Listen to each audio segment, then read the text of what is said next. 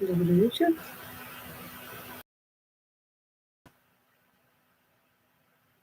Все сходятся, евреи ждут Машеха, христиане Иисуса Христа,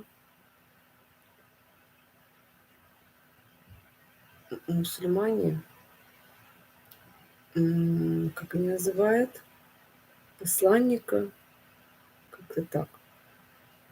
Все сходятся. А я хочу объяснить, что почему-то в Новом Завете написано, что не все делайтесь учителями. Вот интересно, кто не может быть учителями? Те, кто не имеет сердца любви, или те, кто не имеет чувства юмора? Потому что иногда, а может часто, юмор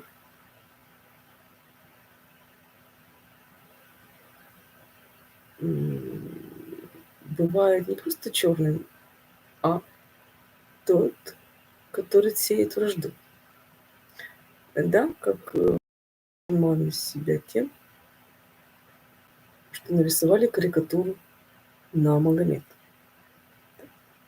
То есть карикатура это как бы юмор, но породилась вражда, обида, да, вот, ненависть.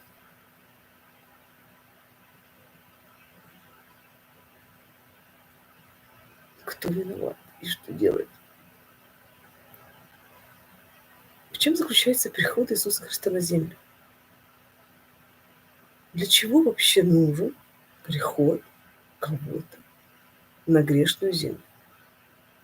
Смысл прихода Машеха для иудеев, Иисуса Христа для христиан, грядущего царя там для русских пророчества какое-то, для мусульман тоже пророк, посланник. Зачем это надо? Для спасения, скажите вы. А в чем смысл спасения? В том, чтобы люди смеялись или в том, чтобы люди любили?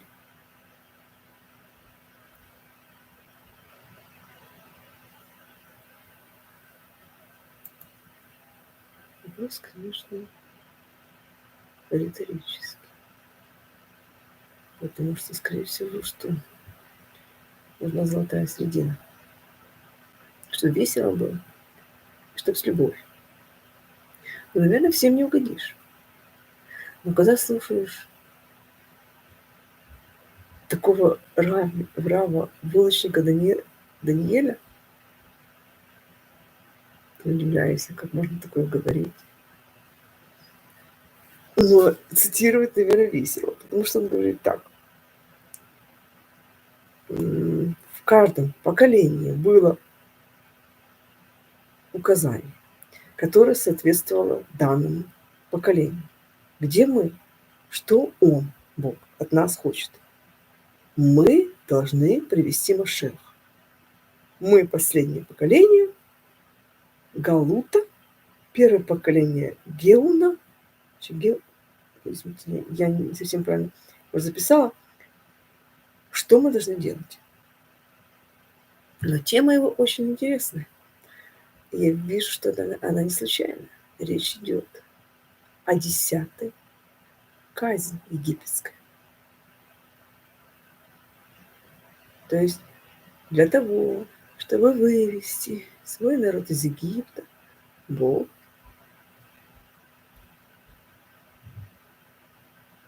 судил египтян. Судил кого? Те, кто были эксплуататорами для его избранного народа. Эксплуататоров судил.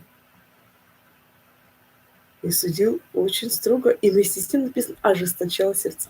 Заметьте, он ожесточал сердце фараона, чтобы тот не выводил, не отпускал, да, извините, евреев. И последняя казнь была гибель первенцев египетских. Такое было наказание.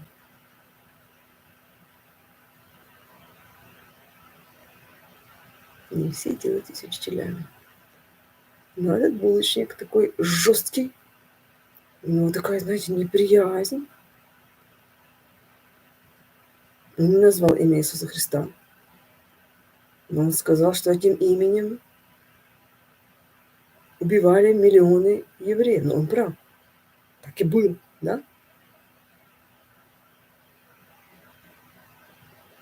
Недавно же рассуждали, да, о крестоносцах, правильно? Рассуждали. Было такое? Было. Он говорит, что этих арабов надо всех убрать с Иерусалима.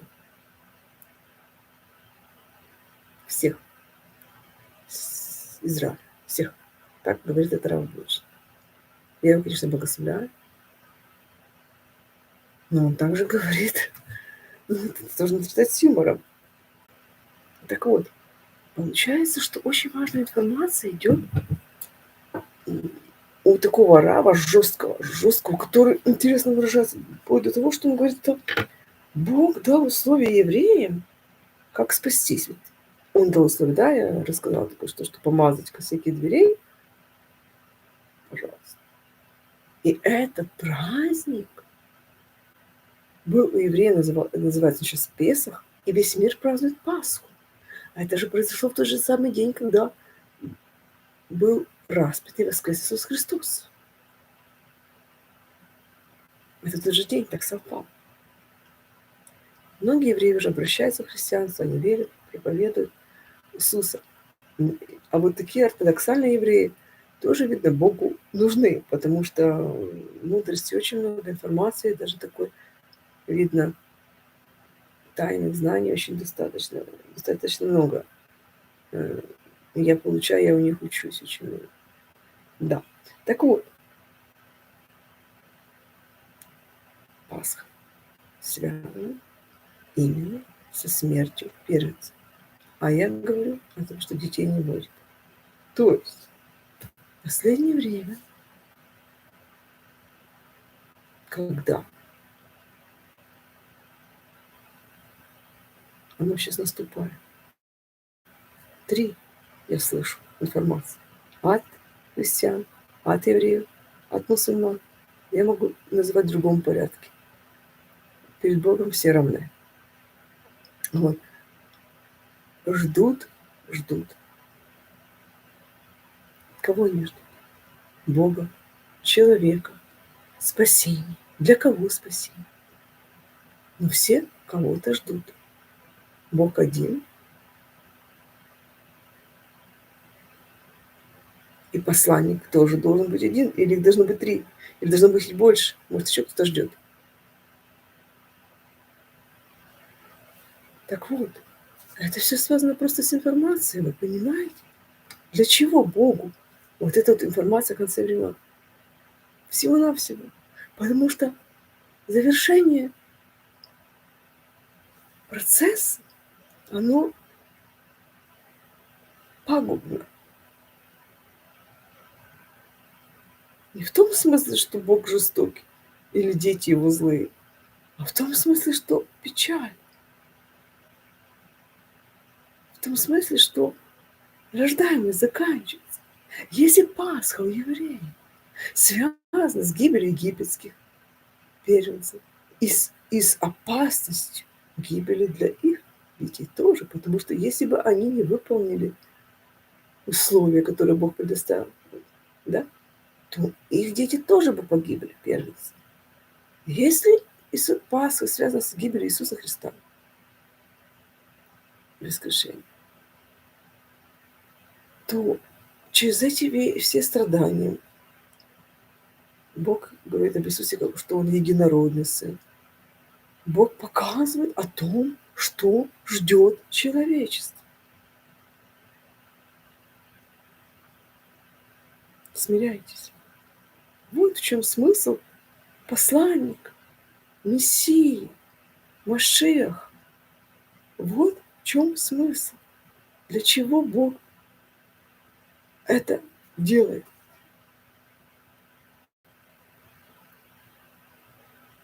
Для ожидающих Его спасения написано. Иисус придет для ожидающих Его во спасение. А спасение от чего? От греха. Первый раз Иисус пришел спасти от греха. Евреям тоже заповеди известны. От чего спастись? От неведения. Люди не понимают, что происходит. Люди смотрят и ужасаются тому, что происходит.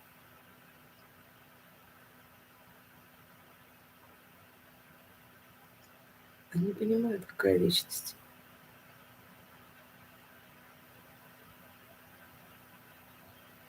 Они себе рисуют ту вечность, которая совсем не похожа на нашу. Вот такая, вот, знаете, такая сладкая, гладкая, простая. Понимаете? Настолько жизнь утомляет. А что губит человечество? Жадность. Правда? Именно жадность. Потому что отсюда все. От сребролюбия корень все. Вот написано, сребролюбие корень всех зол. Другого не дано. Сребролюбие корень всех зол. От этого все трагедии. Эксплуатация от этого. Нарушение заповедей от этого. Евреям хотелось поклониться Богу. Египет говорит, работай.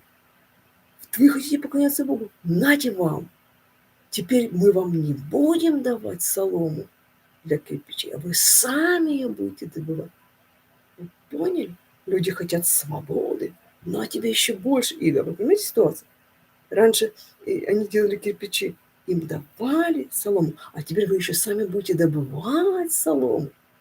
Понимаете? Так же самая эксплуатация, как хочется в субботу отдохнуть. На тебе, ты выйдешь в субботу, понимаете? Так вот, ты будешь работать. Я сказал, ты не хочешь, а ты будешь, потому что мне так хочется. Понимаете? Понимаете? В принципе, все так, все. Человек так устроен, понимаете? Злой человек, который считает, что он умнее, он богаче, понимаешь, он достойнее, он больше благословен, потому что он достойный. А ты же нищий, значит, ты не такая. Ты не с Богом, я с Богом.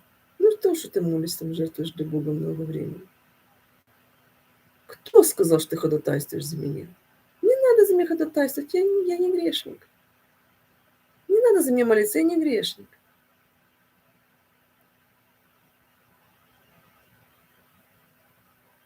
Это же диагноз разговаривать с Богом. Это же диагноз. А если Бог еще тебе говорит, это точно дело, 100%, ты же голоса слышишь.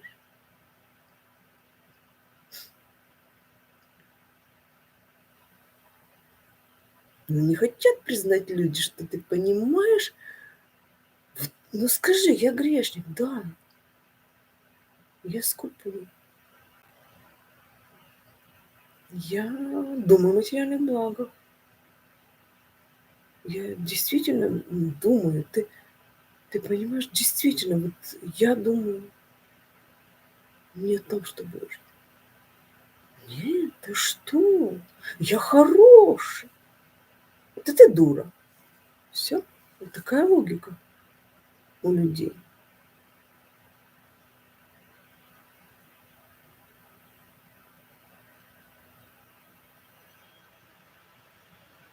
Но я сейчас уважаю людей, которые любят Бога. Не тех людей, которые именем Божьим творят беззаконие, да? Ну, я не знаю, где у мусульман взялись люди, которые готовы убивать. Я не знаю, там такое не написано.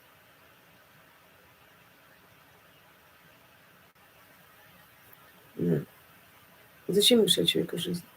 Раз только не верили в вечность какую-то. Там тоже, я так читаю, еще не дочитала, конечно, но я не понимаю, там нет такого. Христиан, иудеев, наоборот, надо уважать. Там нет такого. Там, знаете, есть такие вещи. Интересно, так в 5 суре Бог создал, они все-таки прекратили слова. Там перевод неправильный. В 5 суре есть такое понятие, чтобы не обращать свою веру якобы Аллаху. Христиан, иудеи, там сказано, они как-то так переключили, там женщин не обращают. Есть там наложницы. Или как это там? А 13 аят, там говорит, а вы переставляете слова, вы перекручиваете фразы. Вот так Бог зашифровал очень мудро, в 5 суре. Очень очень мудро Он защитил.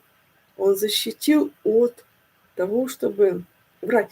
А формулирует очень грамотно, там что явно видно, что выпадает слова. Там так формулируется. У мусульман, должно быть, откровение по этому поводу, что, ну, там она высвечивается, формулировка безграмотная, что переставили слова или поменяли смысл. Понимаете, нигде у мусульман не было такого, чтобы иудей или христиан был неверным, которого нужно убивать. Нету такого. Да, такого нету. Вот. В этом трагедия, понимаете? Ну, так же самое, как именем Христа пошли убивать. Почему пошли? Потому что Бог отдыхал. Извините, действительно, целые тысячелетия Бог отдыхал, поверьте мне. Можно спорить об границах четких, но Богу нужен был отдых. И ангелы все отдыхали тут, что на земле творилось 1000 лет. С 6 века, допустим, там по 16, ну, это так. А это все было такое безбожие, такая путаница в мыслях. Я уже говорила о Фоке, да, как там то один будет епископ самый главный во вселенной, то второй там. В общем, и власть меняется, называется, понимаете? Вот такая анекдотичность этой связи мира и церкви, когда управление, как Порошенко там, я вам дал, Томас, там у нас кафешка какой-то Томас называется, не смешно. Какой Томас? Кто это такой, чтобы вмешиваться в дела церкви? Я против московского патриархата, как они там управляют, но все равно он договорился. Кто такой этот Епифаний, извините? Он вообще в Бога верит? Как он может говорить, что человек зажигает огонь в Иерусалиме? Не скажи, что Бога нету. Не скажи. Бога нету, да? Вот люди верят в какого-то Бога, который не надо молиться. А перекреститься пришла, да, и Богу достаточно. Икону повесить, и Богу достаточно, что у тебя картинка висит, да? Такого Бога верят. Что говорить не надо Богу, и Бог тебе не говорит. Вот такого Бога верит. Кстати, а почему-то есть у вас психиатры, психологи, которым нужно говорить? Понимаете? То есть вы же понимаете, что нужно проговаривать проблему. То почему вы не считаете, что Богу можно проговаривать проблему, он тебя слышит? То есть, ну, здравого смысла нету. Вообще. Понимаете? Что замкнули уста и молчат рыбы. Да. Так вот, о чем говорит этот Рав, который сказал, что арабов всех надо с Израилем. Я, конечно, его благословляю, пусть Бог защищает и дает мудрость. В принципе, я сегодня с сестрой говорила на эту тему, она тоже преподает светскую этику, много копает, тоже Бог открывает. Но получается, что, извините, если бы евреи сели, прочитали бы, просто взяли, прочитали Коран, они же умные люди, они бы так арабам четко объяснили, что вы не правы. Всего лишь сесть и прочитать Коран и понять его. Ну, или арабы, посчитайте. Арабы тоже могут почитать, кстати. Я уже приводила арабам пример. Пример. И арабы, как их правильно называть? Те, кто верит в Магомета. Магомед пророк. Да. Вот, так евреи говорят об Иисусе, ну, вот этот еврей араб, он говорит, что Иисус это... Он не назвал имя Иисуса, что самое интересное. Сделали обыкновенного сына Божьего, одного из сынов Божьих сделали пророком, так он сказал. Сделали мессией. Да, и вот он говорит, Бог дал условия евреям, как спастись. Этим он проявил и доказал всем свою абсолютно сумасшедшую, даже надо было такое слово использовать, сумасшедшую любовь. У Бога якобы сумасшедшая любовь. Непонятно. Но тут уже, знаете, вот как вот откровение дам. Если человек использует какое-то непонятное слово, там ошибка, там закралась ошибка. Понимаете? То есть Он спасал сумасшедшего. Значит, вся фраза сформулирована неправильно. Нельзя так сказать, что Бог показал свою абсолютную любовь к еврейскому народу тем, что Он дал спастись. Ну, вот не говорят еще о реинкарнации. Тогда вообще было все потрясающе. Обожает, обожает, мы его компаньоны. Вот. И так все говорят и думают, что Бог того любит больше, нет, меня больше любит, нет, христиан больше любит и так далее. Вот. Ну, что я могу сказать? Сказать, конечно, хочется о том, что все-таки любовь больше. То есть кому нельзя быть учителями? Те, кто не любит. Кто же не любит? Кто думает о материальном, тот не любит. Кто не ищет мир, тот не любит. Кто сильно суетится, тот тоже не любит. Кто не посвящает время Богу, тоже не любит. Нельзя им становиться учителями. Блаженны миротворцы, блаженны нищие духа, блаженны, кого гонят. Вот. И ищите прежде всего Царство Божие и правды, справедливости. Вот вся любовь. То есть она не должна быть такая, знаете, вот в какой-то такой красивых фразах, добром обращении. Любовь должна быть безгранична. То есть оправдать и строить все-таки справедливое общество. В этом любовь. Евреям есть о чем сказать. Всем есть о чем сказать. Понимаете? Всем есть о чем сказать. Чтобы быть почище, чтобы быть осторожным, чтобы не согрешить. У каждого есть своя миссия. Вот благословение.